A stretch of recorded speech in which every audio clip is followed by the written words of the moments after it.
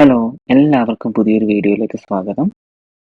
Da Vinci resolve ഉപയോഗിച്ച് എങ്ങനെ advanced ആയിട്ടുള്ള സ്റ്റെബിലൈസേഷൻ ചെയ്യാമെന്ന് നോക്കാം.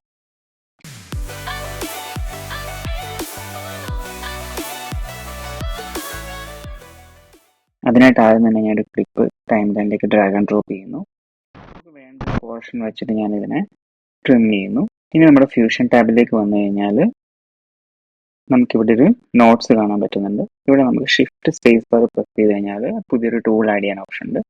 ഇതിലേക്ക് നമുക്ക് ഒരു പ്ലാനർ എന്ന് പറഞ്ഞ ടൂള് ആഡ് ചെയ്യാം.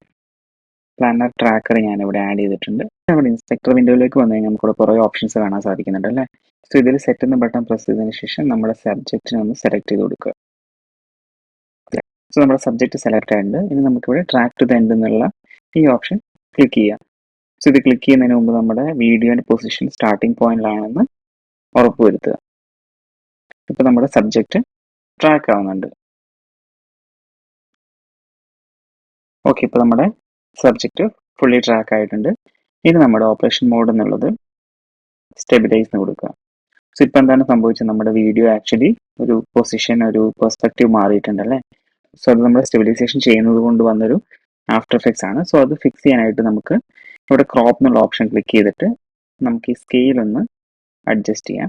അതേപോലെ നമ്മുടെ ഓഫ്സെറ്റ് ഒക്കെ ഒന്ന് അഡ്ജസ്റ്റ് ചെയ്ത് നമ്മുടെ വീഡിയോ നമുക്ക് വേണ്ട ഒരു പൊസിഷനിലേക്ക് ഫിക്സ് ചെയ്യാം. സോ തിരിച്ച് നമ്മുടെ ടൈം ലൈനിലേക്ക് വന്നിട്ട് നമുക്കൊന്ന് പ്ലേ ചെയ്ത് നോക്കാം.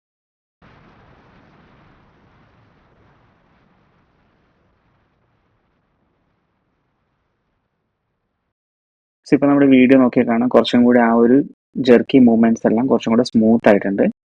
സോ ഈ വീഡിയോ ഹെൽപ്ഫുൾ ആയി എന്ന് വിചാരിക്കുന്നു. ഹെൽപ്ഫുൾ ആയിട്ടുണ്ടെങ്കിൽ കമന്റ് സെക്ഷനിൽ അറിയിക്കുക. അടുത്തൊരു വീഡിയോ ആയിട്ട് ഇനിയും കാണാം. Thanks for watching.